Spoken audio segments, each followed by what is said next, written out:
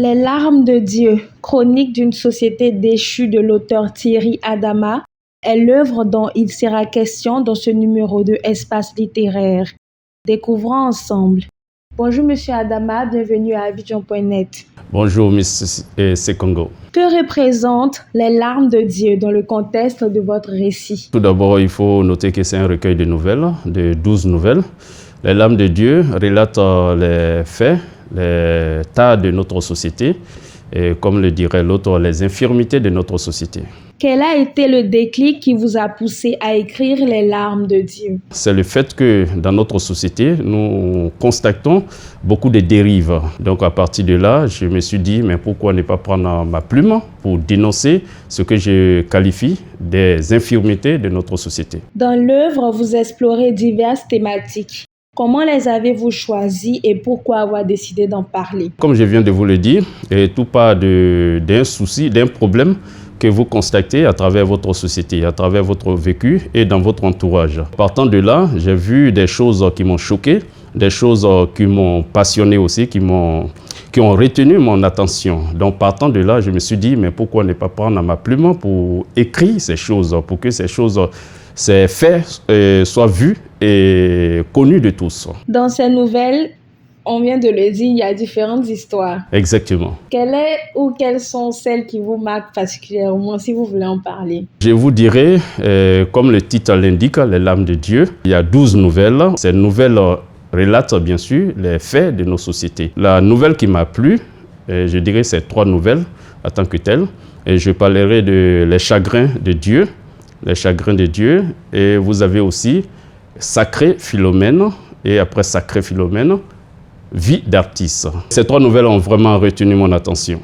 De quoi il est question spécifiquement dans celle-ci, sans trop en dire? D'abord, parlant de chagrin, les chagrins de Dieu. Et comme son nom l'indique, c'est l'histoire d'un révérend, d'un jeune que j'ai connu particulièrement, qui était ancré dans la religion. Depuis son enfance, il a été éduqué dans la religion. Et à telle enseigne, il est devenu un grand religieux. Je ne voudrais pas indiquer la religion en tant que telle. Il est devenu un grand religieux et il était un homme saint. Et on peut le dire comme ça, à le regarder, on peut dire que c'est un homme saint. Mais malheureusement, dans son vécu, un jour, il a été tenté par le diable. Et il n'a pas pu se retenir et il est tombé dans les pièges du diable. Donc partant de là, je me suis dit que là, Dieu peut s'interroger et puis aller, ça peut chagriner Dieu. La seconde, Sacré Philomène. Sacré Philomène, pourquoi? Parce que c'est l'histoire d'une dame que je connais particulièrement, sauf que ce n'est pas son nom qui a été utilisé dans cet ouvrage. C'est une dame, c'est une mère célibataire qui se bat pour élever ses enfants. Malheureusement, dans le quartier, et j'ai bien cité le quartier, il s'agit de Yopougon-Sikoji.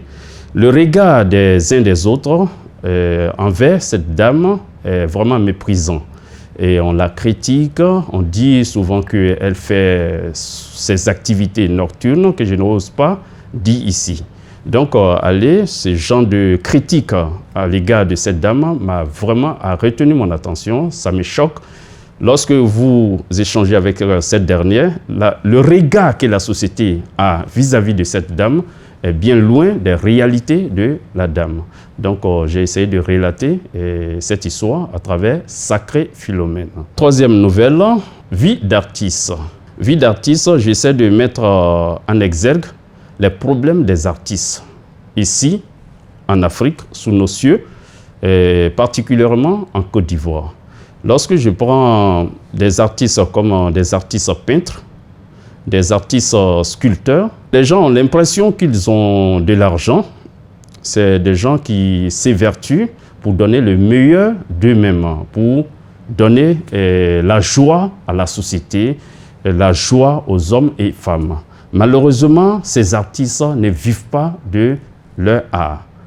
Donc, vraiment, c'est tout un problème. J'essaie de relever, j'essaie de souligner ces soucis des artistes. Vous avez mentionné que les 2 premières nouvelles que vous avez énoncées sont inspirées de faits réels, sinon des faits réels. Est-ce que les autres nouvelles sont inspirées aussi de faits réels? Oui, Presque toutes mes nouvelles sont inspirées de faits réels, sauf que j'essaie de dénaturer un peu, juste pour ne pas que les gens voient la réalité dont je vais parler. Je peux passer de l'expérience de X en appelant X Y. La ville peut être Boaké et je transforme la ville en Daloa. Ce sont ces choses que je change seulement dans le test, c'est tout. Il y a chagrin de Dieu, il y a les larmes de Dieu.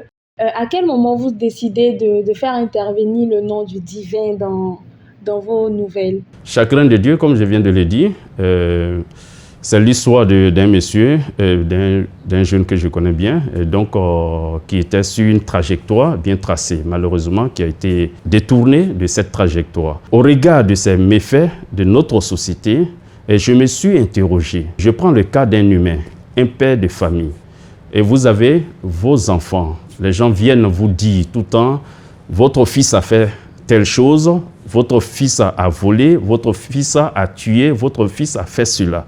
Est-ce que, en tant que parent, vous serez heureux de votre position, là où vous êtes? Non. Étant donné que humain, on ne peut pas être heureux du fait que notre fils ou bien nos enfants se comportent mal dans la société, j'essaie d'imaginer la posture du bon Dieu de là où il se trouve. Est-ce qu'il est satisfait de sa créature? La question, vous-même, vous allez trouver la réponse à travers les larmes de Dieu. Vous dépeignez une société en déclin dans les larmes de Dieu. Exactement. Selon vous, qu'est-ce qui a amené la société à être rongée par les maux que vous dénoncez? Beaucoup de choses dans le temps de nos ancêtres. Et comme vous le savez, comme on le disait, nos ancêtres vivaient de la cueillette et autres. Je n'irai pas depuis cette époque. Je prendrai tout simplement l'époque de nos grands-parents. Nos grands-parents vivaient, la société était bien organisée au temps de nos grands-parents, au moment où l'argent n'était pas vraiment le souci réel de notre société. Il y avait la solidarité, il y avait la fraternité. On donnait plus de la valeur à l'humanité, à l'homme, que l'argent. Aujourd'hui, l'argent est venu pratiquement détruire notre société. Je ne suis pas en train de dire que l'argent est mauvais en tant que tel, mais j'aurais souhaité qu'on met l'homme au centre de notre réflexion, de notre quotidien, au détriment du matériel. Quel message souhaitez-vous transmettre aux lecteurs à travers les larmes de Dieu? Le message est très simple. Revenons au Tout-Puissant. Le bon Dieu, mettons le bon Dieu au centre de notre vie. Une fois que vous avez le bon Dieu au centre de votre vie, et vous allez penser à l'humanité, et vous allez agir de telle sorte que Dieu soit content là où il est. Avez-vous d'autres œuvres? Oui, bien sûr. J'ai plusieurs manuscrits d'abord, parce que je suis très passionné de la littérature. Les œuvres qui sont déjà éditées, nous avons le Négritucide, qui a été édité depuis 2006. En 2009 aussi, j'ai écrit Jusqu'au seuil du paradis. Mais il y a un autre troisième ouvrage qui est édité, disons, je n'ai pas encore mis ça au grand public. C'est une sorte de biographie dédiée à un ministre actuel. Et compte tenu de la situation politique actuelle, le ministre a souhaité que je garde d'abord l'ouvrage après les élections pour qu'on puisse faire la dédicace de cet ouvrage. Donc, je ne souhaiterais pas parler de cet ouvrage pour le moment. De quoi est-il question dans les deux qui sont parus? Le Négritucide, d'abord pas de la négritude. Comme vous le savez, le cide, c'est qui vient pour tuer. Vous avez insecticide, par exemple. La négritude, c'est la valeur, c'est la valorisation de la race noire. Mais le cide vient tuer la valorisation de cette race noire. Donc, pour dire quoi? Depuis l'indépendance, qu'est-ce que nous constatons? La politique des Africains tue l'Afrique. Donc, voici de quoi parle le Négritucide. Jusqu'au seuil du paradis, c'est l'histoire passionnante d'un jeune qui se prénomme Abou. Tout jeune, il était amoureux d'une jeune dame, d'une jeune fille avec qui ils ont fait un parcours scolaire ensemble. Elle s'appelle Mariam. Arrivé à l'université, Abou aussi, il avait des soucis familiaux. Et Abou va faire la rencontre d'une dame du nom de Angélique. Elle est hyper riche. Donc, la dame va recruter, va prendre Abou, trouver une bonne situation pour Abou. Et partant de là, Abou va laisser Mariam, parce que Mariam, elle est pauvre. Donc, Abou a préféré l'argent au détriment de l'amour. Donc, imaginez le reste. D'abord, les larmes de Dieu, comme je viens de le dire, c'est un miroir au-delà même des écrits, je dirais plutôt du recueil de nouvelles. Les larmes de Dieu s'avèrent un miroir dans lequel chaque lecteur va se retrouver. Donc, partant de là, vous allez voir des choses dont vous êtes victime et des choses que vous avez fait aussi à d'autres. Et vous allez vous reconnaître à travers les larmes de Dieu. Donc, c'est une sorte de ring dans lequel vous donnez des coups et vous en recevez. Donc, les larmes de Dieu, c'est juste un miroir qui permet au lecteur de se retrouver dans l'optique de se repentir et aller vers le Tout-Puissant Allah ou bon Dieu selon votre confession religieuse. Merci à l'auteur Thierry Adama d'être passé dans Espace littéraire sur Abidjan.net.